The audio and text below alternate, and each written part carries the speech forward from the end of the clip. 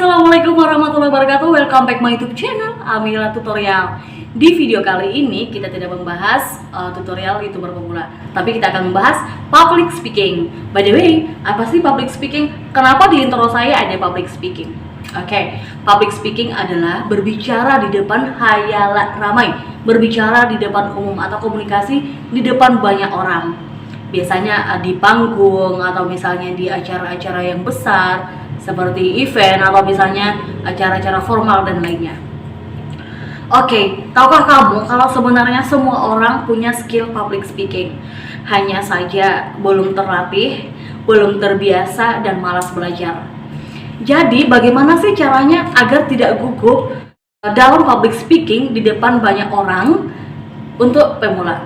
Oke, di sini kita akan bahas. By the way, yang belum subscribe, silahkan subscribe channel YouTube ini agar lebih berkembang dan saya lebih semangat lagi untuk upload video-video terbaru dari channel ini.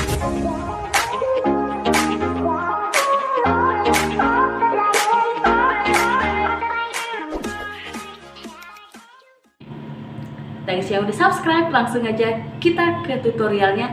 Ini dia. Nah, yang harus kamu lakukan yang pertama, penampilan. Gimana memang dengan penampilan? Kita kan berbicara di depan banyak orang nih. Otomatis jika kita sedang berbicara, mata semua akan tertuju pada kita. Di sini kita tidak perlu seksi, heboh dan glamor ya. Tapi di sini kita sopan atau misalnya rapi dan bersih, itu aja. Jadi ingat ya, penampilan nomor 1. Karena teman-teman atau mungkin para audiens itu melihatnya ke kita dulu, kira-kira penampilan kita gimana, seperti itu.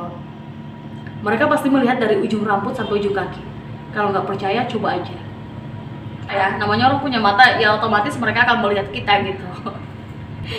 Oke, yang kedua, kenali tujuan kamu ke situ dan kenali audiens kamu. Maksudnya gimana? Kamu kenali dulu tujuan kamu itu ke situ apa. Fokuskan dulu tujuan kamu itu ke situ apa. Misalnya kamu itu menyampaikan tema apa. Misalnya nih ya, kamu ingin menyampaikan seharusnya di kampus kamu itu begini dan harus diperbaiki itu. Tuh contohnya. Nah, yang kedua tadi kenalin dulu audiens kamu. Tidak harus kenalan satu-satu. Maksud saya di sini kita kenalin dulu kira-kira bahasa yang cocok untuk audiens kamu itu seperti apa. Audiens kamu itu termasuk dalam kategori apa? Mahasiswa juga kah? Ada dosennya kah? Hayalan umum kah? Jadi kamu harus pilih-pilih dulu bahasa yang cocok untuk mereka itu apa? Bahasa yang mereka pahami itu apa?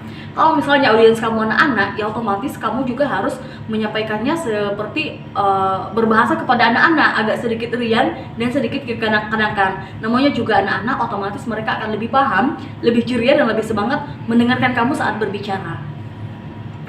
Nah, yang ketiga, susun poin-poin penting yang akan kamu katakan. Sebelum hari H, sebelum hari dimana kamu harus menyampaikan itu, kamu harus menyusun dulu poin-poin penting apa saja yang akan kamu sampaikan. Kamu memang lancar saat ini saat latihan, tapi belum tentu kamu lancar saat di depan umum. Itu biasa terjadi, dan tidak ada yang takabur dalam hal public speaking atau berbicara di depan orang ini. Bagaimana caranya biar gak gugup? Yaitu tulis poin-poin penting. Ingat ya, poin-poin penting saja. Jadi kamu tidak perlu menjabarkan, mendeskripsikan, dan menjelaskan di kertas kamu itu berlembar-lembar apa yang akan kamu sampaikan. Malah nanti itu kesannya kamu akan seperti membaca. Jadi untuk public speaking, kamu itu lebih baiknya menggunakan bahasa kamu sendiri, tetapi harus disaring juga, harus dengan sopan, tidak ada pengulangan kata dan sebagainya. Jadi nanti kalau kamu tiba-tiba lupa di depan umum, saat berbicara di depan umum, kamu tinggal melirik saja dan melihat saja poin penting yang ada di kertas kamu. Nah, yang keempat yaitu siapkan alat-alat bantu. Alat bantu ini misalnya apa? Nah, alat bantu ini biasanya tergantung dengan situasi dan besarnya acara kamu ya. Kalau misalnya acaranya memungkinkan ada in focus, ya sudah, berarti kamu harus menyiapkan slides presentasi kamu. Atau misalnya yang ada di situ papan tulis, it's okay, kamu tinggal menyiapkan spidol dan menulis apa yang akan kamu tulis. Poin-poin penting saja, tidak usah dijabarkan. hal-hal kecil saja, singkat-singkat saja. Jadi audiens tidak fokus terhadap tulisanmu, tapi fokus terhadap kamu dan fokus terhadap penjelasan kamu, seperti itu. Nah, selanjutnya sebelum hari H, kamu harus sering latihan. Latihan di sini nggak cukup 1 kali 2 kali ya, kamu harus latihan berkali-kali. Ini untuk pemula nih. Jadi kamu bisa minta tolong kepada temanmu untuk minta tolong, tonton saya dong, saya lagi latihan nih. Kira-kira gimana ya untuk hari H? Cocok nggak kalau bahasa saya seperti ini? Yang pastinya kuasai dulu materi kamu itu apa. Jangan nanti setelah hari H kamu malah bingung apa yang kamu katakan. Kamu bingung dengan apa yang kamu katakan, gak lucu dong ya. Jadi kamu harus kuasai materi kamu harus ingat penjabarannya nanti seperti apa. Next, perhatikan aspek nonverbal. Di sini kamu tidak hanya fokus terhadap apa yang kamu sampaikan kepada audiens. Kamu tidak hanya fokus kepada materi apa yang akan kamu sampaikan. Tapi di sini nanti di hari H kamu juga harus fokus kepada audiens. Kira-kira vokal kamu itu seperti apa? Ya. Nanti di depan panggung, di atas panggung, nanti suaramu itu kayak mana? Kira-kira udah bagus belum suaramu? Maksud saya, apakah kamu kalau misalnya kamu lagi batuk, kamu bisa dong minum obat batuk? Gimana caranya usaha biar cepat sembuh, biar nanti di panggung orang tidak fokus terhadap batuk kamu, seperti itu. Jadi kalau misalnya di depan umum itu, kamu harus melihat mata orang satu per satu. Ya, kalau misalnya kamu gugup terhadap orang itu, kamu harus melihat matanya, seolah-olah kamu yang harus membuatnya gugup. Nah, biasanya kalau kita berbicara di depan umum, pasti ada saja orang yang membuat kita gugup. Baik itu orang penting, orang besar, maupun orang yang melatih kita, ataupun orang mungkin yang kita segani gitu ya. Jadi kita harus fokus terhadap dia sebentar saja. Kita harus berbicara dengan dia seolah-olah kita hanya menjelaskan kepada dia sebentar saja. Sebentar, tatap matanya. Jadi yakin deh, itu akan membuat gugup kamu akan hilang, seperti itu ya. Nah, selanjutnya yang terakhir yaitu be confidence. Tahukah kamu, kalau kita misalnya sudah latihan dengan maksimal, kita sudah merasa oke, saya pasti bisa.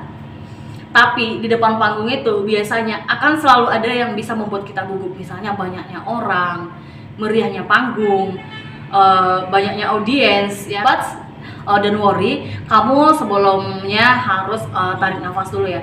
Tarik nafas, relax, dan seperti itu. Biasanya hal-hal seperti ini memang simple sih, tapi tahukah kamu, mudah-mudahan saja ini berhasil ya.